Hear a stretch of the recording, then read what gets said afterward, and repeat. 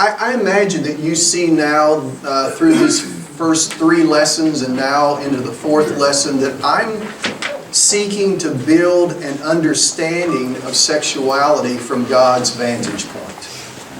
That's why the first of these lessons on Wednesday night, I talked about remember the Creator. And last week we talked about a theology, if you will, of the body, a theology of identity. I did that rather than jumping into controversial matters or questions that people might have because it's important to build a clear picture of God's design. That way, when we actually get into talking about the controversies and we talk about the questions, we will have a proper context from which to answer the questions. And so we continue tonight in that vein. If you travel the world, you will find that each culture views sexuality a little bit differently. Even within the United States, you will find different regional perspectives on sexuality. Generally speaking, liberal cultures affirm the goodness of sex, but deny the power of sex. Conservative cultures, on the other hand, affirm the power of sex, but deny the goodness of sex. And what I'm here to tell you tonight is, from God's vantage point, sex is both good and powerful. Okay? And I see since the 1960s that the U.S. has been going more and more from a conservative culture to a liberal culture when it comes to sexuality. Because it is such a wonderful gift and necessary for the continuation of human life, sexuality, it would make sense that you would find a lot of sexual content in the Bible. And guess what? You do. In fact, I want to read, as we get started, the text from 2 Samuel chapter 11. I'm going to read verses 1 through 4, and then 26 and 27. In the spring, at the time when kings go off to war, David sent Joab out with the king's men and the whole Israelite army. They destroyed the Ammonites and besieged Rabbah, but David remained in Jerusalem. One evening, David got up from bed and walked around on the roof of the palace. From the roof, he saw a woman bathing. The woman was very beautiful. And David sent someone to find out about her. The man said, "She's Bathsheba, the daughter of Eliam, the wife of Uriah the Hittite." And David sent messengers to get her. She came to him and he slept with her. As she was purifying herself from her monthly uncleanness, then she went back home. Verses 26-27. When Uriah's wife heard that her husband was dead, she mourned for him. After the time of mourning was over, David had brought her to his house, and she became his wife and bore him a son. But the thing David had done displeased the Lord. What's interesting is that virtually every book of the Bible alludes to or makes references to sexuality. The Bible is one story pointing to Jesus. And so as we continue this series, one of the things I want you to kind of tuck away in the back of your mind and begin reflecting on is, what is the fact that sexuality is a frequent part of the script tell us about the importance and power of sexuality? In our text, Israel's hero, the man God referred to as a man after God's own heart. I'm sorry, Zach, I took things out of order, so I'm keeping you on your toes. Thanks a lot. Yeah. So David, the man after God's own heart, who made God the love and center of his life, did the unthinkable. He committed adultery, which is engaging sexually with another man's wife. And what David did after he sinned is he tried to cover up his sin. And when he couldn't cover it up, he had Bathsheba's husband, Uriah, who happened to be one of David's 30 mighty men. He had him murdered. Then he took Bathsheba as his wife, posing as a compassionate king. Now here's the interesting thing. Sexuality has the power to bond a marriage. But taken out of its holy context, sexuality has the power to upend a righteous life.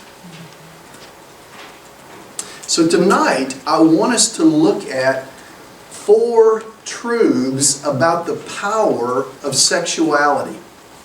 And the first truth is this: human gender is a powerful marker of God's design. One of the things that continues to confound evolutionists is how you go from a one-celled organism in the beginning to where you have male and female that reproduce together. That doesn't fit the evolutionary model or theory. And so what it points to is it points to the brilliance of an almighty creator. People who want to change the rules of gender argue that gender is a social construct rather than a biological reality. They say that there are people who are cisgender. In other words, there are people who identify with their biology and with their birth certificate. That's what cisgender means. That there are people who are transgender, who identify with a gender different from their biology or their birth certificate. Like a man who says he feels like a woman trapped in a man's body.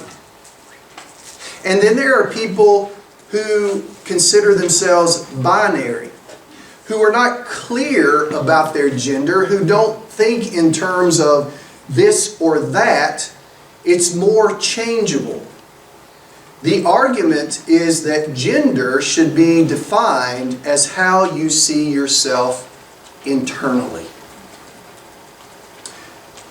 They may add that identity, attraction, expression of sexuality, and sex itself are not necessarily in harmony with one another. For instance, Bruce Jenner, the famous Olympian from decades ago, saw himself as a woman and did a gender reassignment to become Caitlyn Jenner, but he is sexually attracted to both men and women, but particularly to women. So when asked about, after his gender reassignment, if that made him gay, he wasn't sure how to answer that. So it's confusing to say the least. Our gender differences have important purposes, which again points to a creator God. Building on humans being made in God's image, we read in Genesis chapter 5, 1 and 2. This is the written account of the descendants of Adam. When God created humans, human beings, He made them to be like Himself. He created them male and female and blessed them and called them human. So humanity is the one term that includes all of us, but in God's creation and His design, there's clearly a distinction between male and female. And so God created 2 types of humans, male humans and female humans.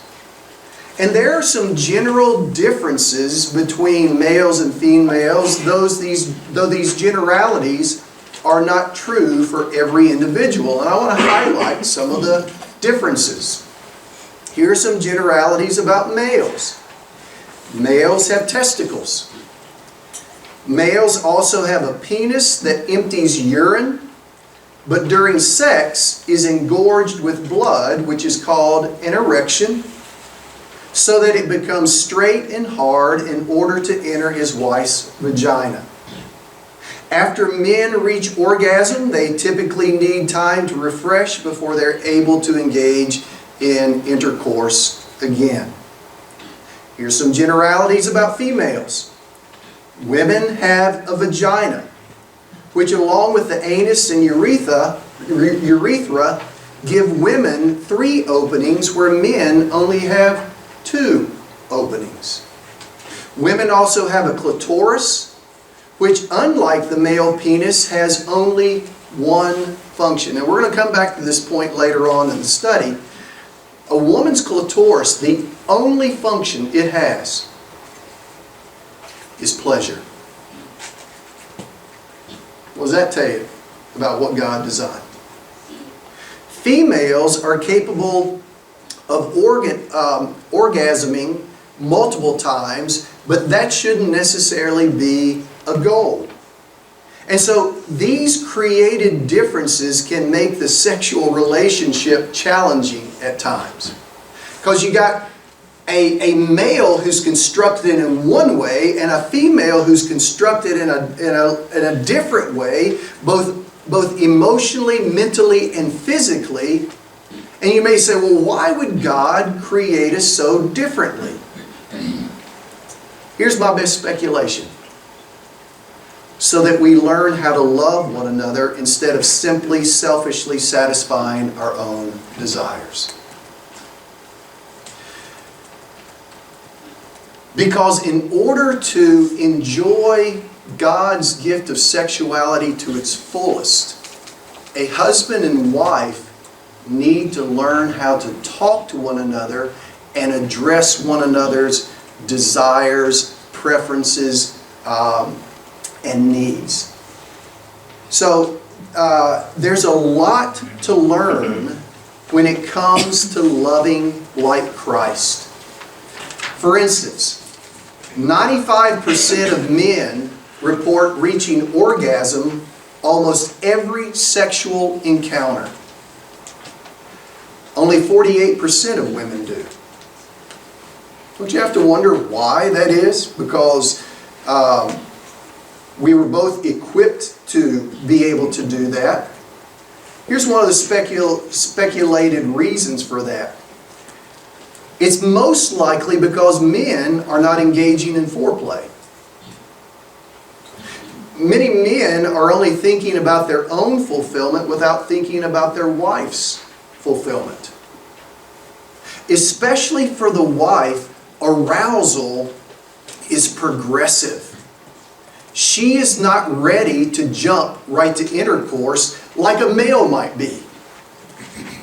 So a couple needs to talk to one another about what feels good and what doesn't feel good, and seek to please one another. One of the things I tell premarital couples is that they need to become experts about their own body and experts about their spouse's body, and to talk about those things and develop a respectful, honoring relationship where there is mutually satisfying sexuality.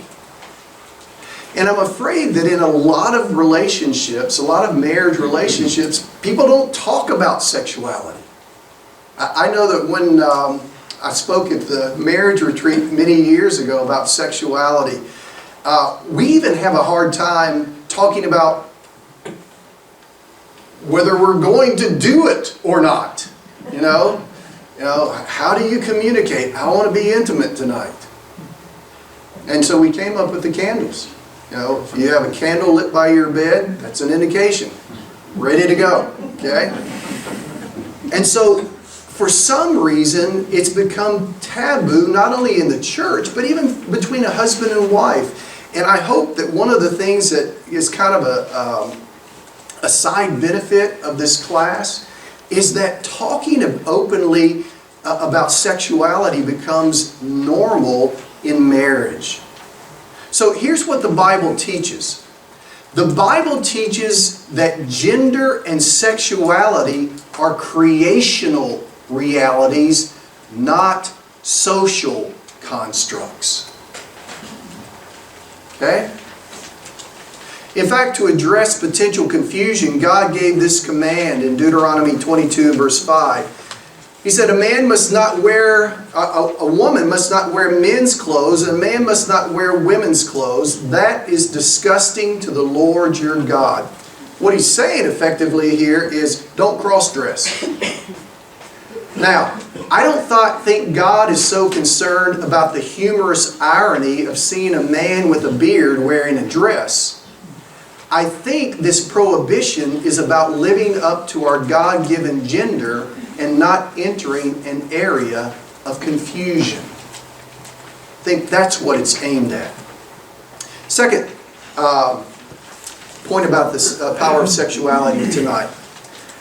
God created humans as sexual beings.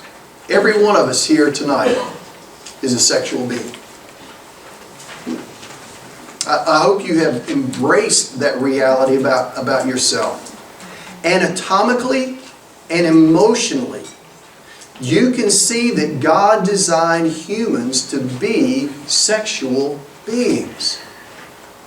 Unfortunately, many people have received poor or no information at home or from church about sexuality other than perhaps, don't do it. Which, by the way, is a hard switch to flip on your wedding night if you are not given a more complete and healthy view of sexuality. I've talked to many women in particular who said, I've been told all my life, don't do it, don't do it, don't do it. And here I am on my wedding night, on my honeymoon, and I'm supposed to say, now it's all okay. That's a difficult switch to flip if you don't have a more healthy view of sexuality. Ironically, our largest sex organ is not our genitals, but our brains. The thoughts, hurts, expectations, insecurities, regrets, instructions, and hopes stored in our brains powerfully affect what goes on in the genitalia and in the relationship. For instance, men are visually stimulated and thus quickly aroused. That makes pornography especially tempting to men. Physical intimacy prepares men to feel and be emotionally intimate with their wives. That's why being rejected, and wives, please listen to this. A lot of women don't know this. That's why being rejected by our wives sexually, instead of being received by our wives, is not simply a physical frustration, it's an emotional insult. See, what many women don't know, because you're not men, is that in our world as men from a very early age are accustomed to being self-protective and not showing weakness for fear that another man will take advantage of our vulnerability. So when a man's wife rejects him, it feels like another assault on his manhood. So it's emotionally crushing for a husband. Some of you probably didn't know that. And it's important to know that. On the other hand, generally speaking, women first desire emotional connection with their husbands and are thus gradually stimulated. Emotional intimacy prepares women to feel and be physically intimate. Guys, some of us didn't know that. We think that our wives think the same way we do. They don't. Okay? They want to feel emotionally connected before they're ready to be physically connected. This truth about women is what makes steamy romance novels like 50 Shades of Grey so tempting to women. Because that's talking about the emotional connection. Romance novels, been great sellers for women for years. Why? Because it talks about emotional connection. Unfortunately, stereotypical information, books and lectures that have been generally accepted in the Christian community may create misunderstanding and even be harmful. Whether intended or not, men in these books and lectures are often portrayed as animals or monsters. Always lusting, with libidos always out of control, so you just can't trust those men. They're just out of control. That is not the picture of a Holy Spirit-led disciple.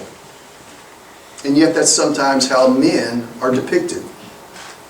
Women are, in these books and lectures, sometimes portrayed as prudes, with low libidos who don't want sex. But in the midst of them not wanting sex, they are responsible for their husband's pleasure, and they're responsible for their own pleasure, which is a pretty heavy weight to carry, and they're responsible to set boundaries for dating, and they must be motivated by threats to fulfill their marital duty. Again, that is not the picture of a godly disciple of Jesus Christ as a woman. And yet sometimes these generalizations are painted out there, and it leads to misunderstandings in relationships. So these unhealthy characterizations of men and women have led to confusion and hurt in many marriages. But the reality tonight, the powerful reality tonight, is that God created us as humans as sexual beings. Number 3. God meant for His gift of sex to be powerful. And I'm going to talk much more about this in future lessons. As we've already seen, sexuality is powerful. It's meant to be. I mean, think about it. It can create life. It can bond a husband and wife. It can nurture a relationship and help a couple experience the mysterious oneness that is actually a glimpse of our unity with God. We're going to come back to that idea too later in this series. There is a bonding through sex that happens no other way.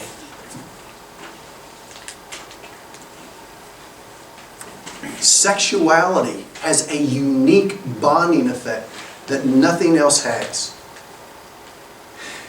And being, that's the reason it is reserved for marriage. The evil one will surely target anything this powerful and this holy for misuse and abuse. And he has. After he distorts it, Satan will often use sexuality to exploit people so that we hurt one another through our sexual relationships. And being consenting does not shield us from that harm. Unfortunately, that's what's happening in many relationships, married and otherwise. Again, it gets back to not having an accurate grasp of what God's design for sexuality is. And so, again, I'm going to come back to that more later in the series. Let's move on to the point number 4 of tonight. God created humans with desires and feelings. Dr. Julie Slattery has written extensively. I think she has podcasts as well about this. She said 2 of the greatest challenges surrounding sexuality are convincing single Christians to abstain from sex and convincing married Christians to enjoy sex. That's a sad statement, isn't it? But that's reality. Jeremiah writes in Jeremiah 17 and verse 9, he said, "The heart is deceitful above all things and desperately sick. Who can understand it?" What he's getting at is what we humans often experience is a conflict between what we feel and desire and what God says. You ever felt that conflict internally? If you're saying, no, I've never felt that, you're not alive. Okay? Because all of us deal with that internal conflict, this battle of the flesh. Here's how Paul described it in Romans chapter 7 and verse 18. He said, I know that nothing good dwells in me, that is, in my flesh. For I have the desire to do what is right, but not the ability to carry it out. The CEV says it this way, I know that my selfish desires won't let me do anything that's good. Even when I want to do what is right, I cannot. Interestingly, there are some commentators who think that Paul was talking about his own struggle with lust here. Where he's saying, I don't want to lust, but I find myself lusting at times. Now, I don't necessarily think that's what he's talking about, but it certainly would apply. So what is lust? Lust is coveting or craving something that's not yours.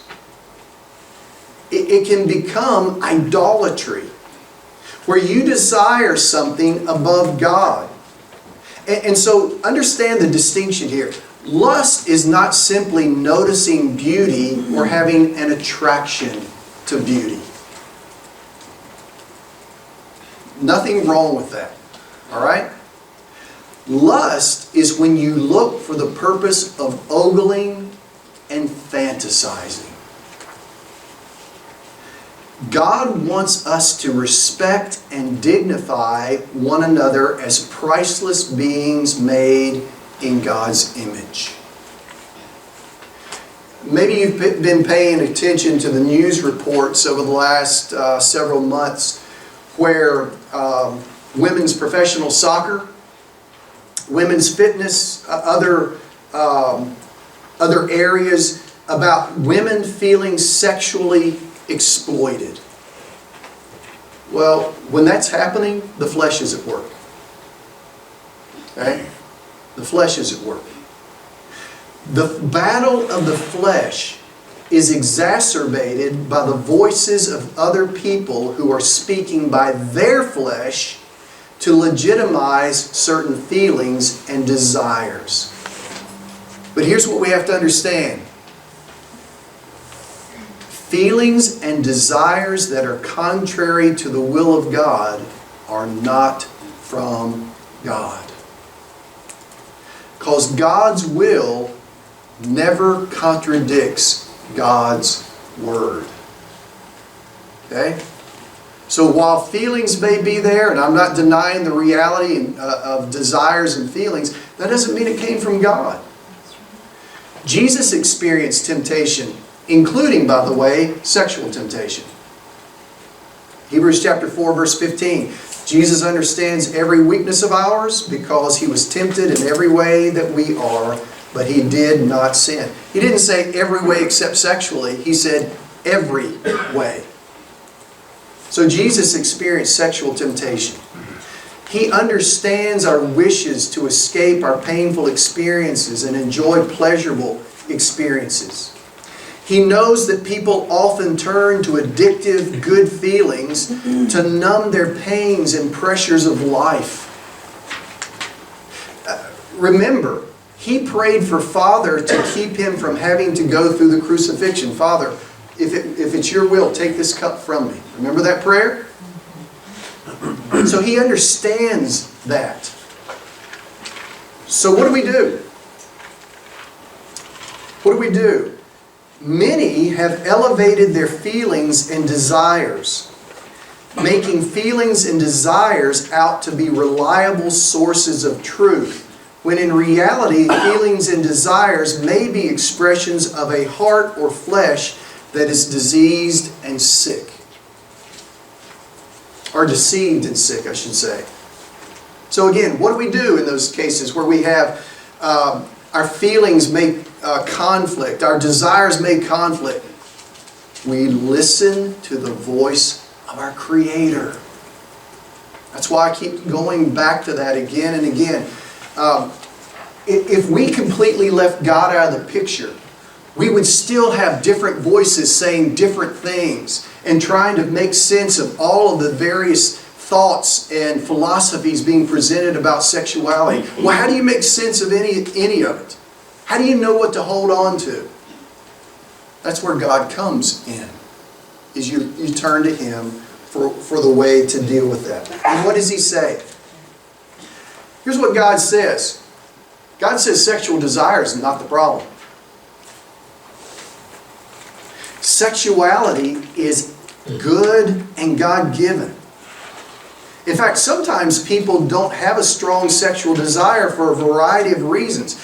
That's not the problem. Sexual desire is not the problem. The problem is sin. The problem is sin.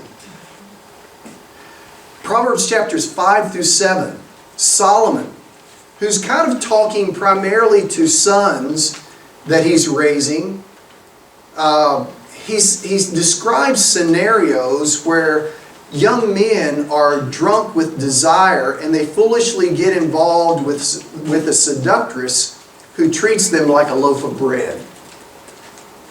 Proverbs 7:27. He said, her house is the road to the grave. Her bedroom is the den of death. So he's talking about these unhealthy, these desires that are not godly desires. You see, all this is leading to something very significant in Christ. The mystery of oneness that we'll talk about later. Genesis chapter 2:24, we're introduced to it. Therefore a man shall leave his father and his mother and hold fast to his wife, and they shall become one flesh. That initial design of God, of a husband and wife coming together in one flesh, was pointing to something even more significant. We're going to talk about that later. Paul recalled those words from Genesis 2, and he added this in Ephesians 5, 32 and 33. He said, this is a great mystery, but it is an illustration of the way Christ and the church are one. So I say, each man must love his wife as he loves himself, and the wife must respect her husband. The bond of oneness between male husband and female wife are meant to give us a picture of the church's oneness and mutual love with Christ. There is intercourse there. There is communion within that union. It is joyous. It is productive. It is bonding. It is powerful. I've always been fascinated by old westerns where they're handling nitroglycerin. If you've ever watched some of that, it's almost humorous. Nitroglycerin is put in cases padded by straw. And the guy carrying the nitroglycerin seems to always be big-eyed and he's sweating, as he's carrying this explosive nitroglycerin. And that's all for good reason, because nitroglycerin is powerful and potentially dangerous. So it's critical to know how to properly handle something that's so explosive. I think the same could be said about sexuality, which is why we turn to God to know how to handle something so explosive. Maybe you're here tonight and you've even sinned sexually. You feel guilt and shame, and like King David, you've done your best to keep it hidden.